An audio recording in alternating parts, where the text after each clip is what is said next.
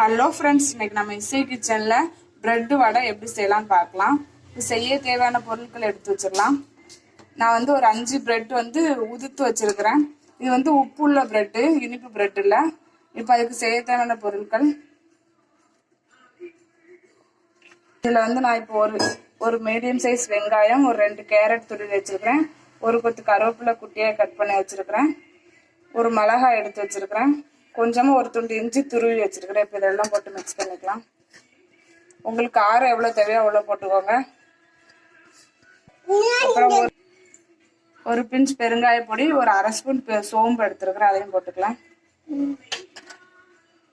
அப்புறம் ஒரு 3 ஸ்பூன் அரிசி மாவு, கொஞ்சமாக சோடாப்பு, ஒரு 1/4 ஸ்பூன் சோடாப்பு, தேவையான அளவு உப்பு போட்டு நல்லா மிக்ஸ் பண்ணிக்கலாம். நல்லா சிக்கன் பிணைஞ்சிருச்சேன். இப்போ கொஞ்சம் கொஞ்சமாக தண்ணி ஊற்றி பிணைஞ்சுக்கோங்க. மொத்தமாக ஊற்றிடாதீங்க, இல்லைன்னா சதசதன்னு ஆயிரும்.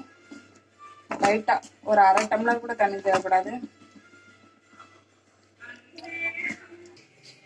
இப்போ நான் ஒரு அரை டம்ளருக்கும் கொஞ்சம் தான் தண்ணி தேவைப்பட்டுச்சு. இந்த அளவுக்கு பிசைஞ்சு வச்சிருக்கிறேன். இந்த அளவுக்கு இருந்தால் கரெக்டாக இருக்கும். இப்போ வடையை தட்டி போட்டுக்கலாம்.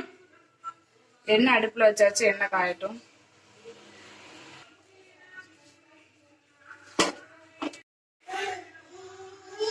இந்த அளவுக்கு மாவு எடுத்துக்கிறேன். இதை கையில வச்சு வடை மாதிரி தட்டிக்கலாம். இப்போ இந்த அளவுக்கு தட்டிக்கோங்க, ரொம்ப மொத்தமா எடுத்துறாதீங்க. எண்ணெயில போட்டுக்கலாம்.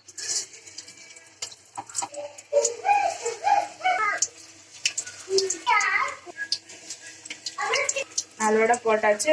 கொஞ்ச நேரம் வேகட்டும், அதுக்கப்புறம் திருப்பி போட்டுக்கலாம். லைட்டா திருப்பி போட்டுக்கலாம்.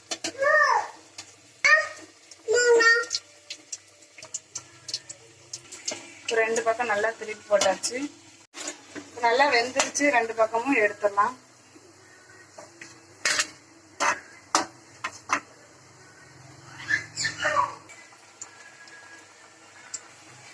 அடுத்ததும் போட்டாச்சு, எடுத்துடலாம்.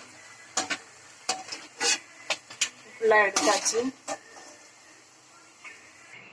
இப்போ நம்ம ஈஸியான சுவையான பிரெட் வடை ரெடி ஆயிடுச்சு. ஒரு பேக்கெட் பிரெட் இருந்தால் போதும், நம்ம ஈஸியாக டக்குன்னு ஒரு ஸ்நாக்ஸ் செஞ்சிடலாம். இந்த வீடியோ உங்களுக்கு பிடிச்சிருந்ததுன்னா லைக் பண்ணுங்கள், கமெண்ட் பண்ணுங்கள், ஷேர் பண்ணுங்கள், மறக்காமல் சப்ஸ்கிரைப் பண்ணிடுங்க. தேங்க்யூ.